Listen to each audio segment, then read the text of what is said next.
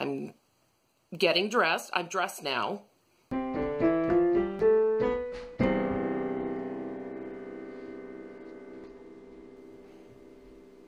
Hey guys, welcome to Organized ADHD Chaos. I'm Cindy, and I thought I would do a little update from the post I made, or not the post, the video I made last week about how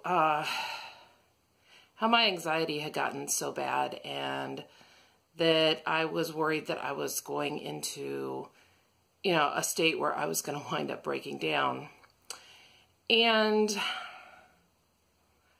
I don't know that things have gotten any better. I feel like my anxiety is sort of evolving into more of a depression now because I'm just completely exhausted. And I also have I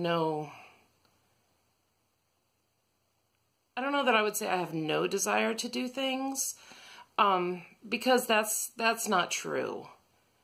I do want to do things. I just feel so, at this point I feel so defeated and exhausted that the thought of putting in, all the energy it takes to do things is just too much a lot of times. I am, trying to do things anyway. And I know that my surroundings being the way they are is, does contribute to my overall lack of feeling of well-being. So I'm trying to at least keep up with the things I did. I'm keeping up with my bedroom. I'm trying to keep up with the laundry. I do have one basket that needs to be put away. But so far that's the only one. And I haven't let it get any worse than that. Which I'm trying to, keep it from getting worse. Because then I'll have a cluttered mess in my room like I did before, and I don't want to go back to that. So I am keeping up with that. The living room isn't great, but it's better than it was because we switched TV providers. And somebody was coming out to do the new installation. And so I had to clean the living room up. It sucked though because he wound up going in the dining room. That's a cluttered mess. It's horrible. So of course I was embarrassed anyway, but the living room got cleaned up. Now that's our family's, where we hang out all the time is the living room. So I would say that's one of the hardest rooms to keep neat. Not as difficult as the dining room, mostly because if we're not in the living room, we're in the dining room because that's where the computers are. And if we don't want it in the living room, it usually makes its way to the dining room. So that's a mess. I considered starting on that today, and now I think I have to leave to pick my son up in about a half an hour because they get out early today. But I didn't spend that whole time doing nothing. I put away, I had a load of laundry that was in the dryer that I put away. I moved the towels from the washer to the dryer.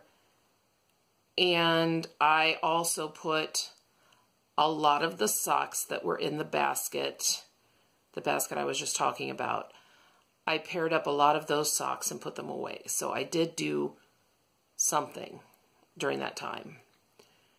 The thing that's really difficult for me is to balance, on the one hand, I want to hide under my covers all day and just completely ignore the world. On the other hand, that is not going to help me get better.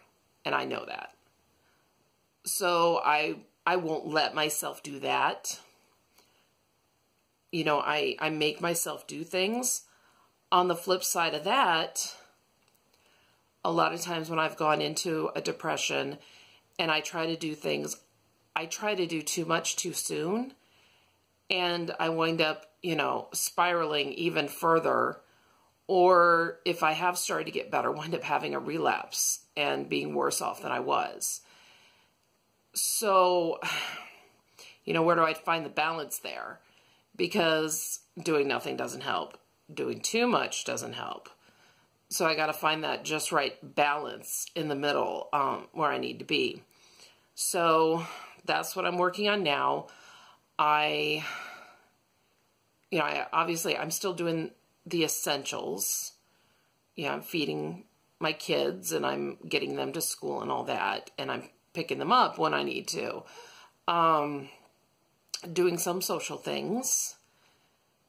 And really trying not to completely isolate, but also trying to not do too much at once. So, I don't know. We'll see how that all works out. It seems like every time I think, okay, well, things seem to be getting better, something else happens. And these are situational things that, come along that I personally didn't do and can't control. But, they wind up affecting me. They wind up affecting everybody in the house, but I don't know. They really do wind up affecting me quite a bit. So there's that, and stuff like that doesn't go away, I mean, unless I'm, completely isolated, living on my own, and even then, there's going to be responsibilities and stuff that happens, so that stuff doesn't completely go away.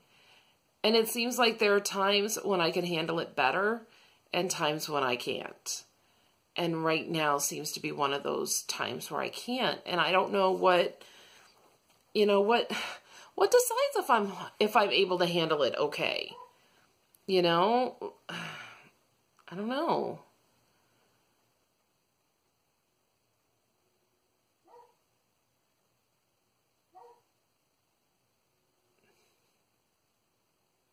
That's an interesting question, because it's not like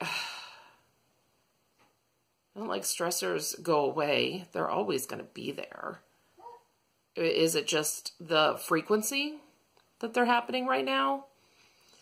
I mean, thinking 4 years ago, there was a major stressor.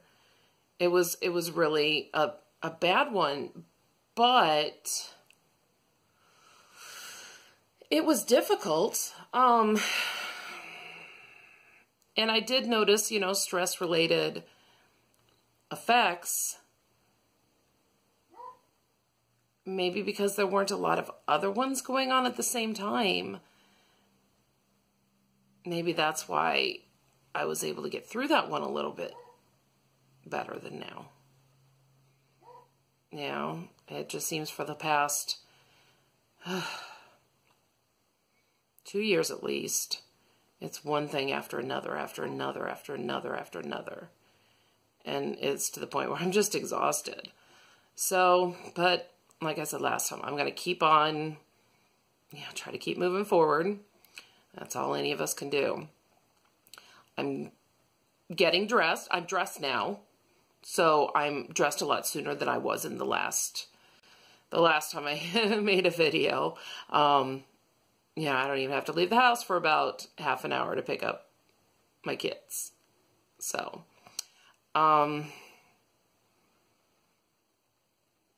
still not, doing the makeup and the hair and all that. It's just, basic hygiene stuff at this point.